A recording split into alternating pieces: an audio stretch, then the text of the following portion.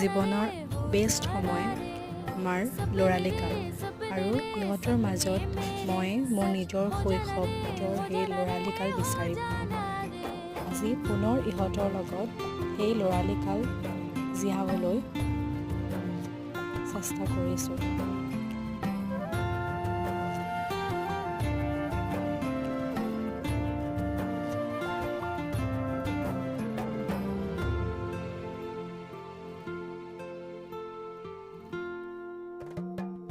आजा डायरी में छुपा दूं, आजा तुझको चोटी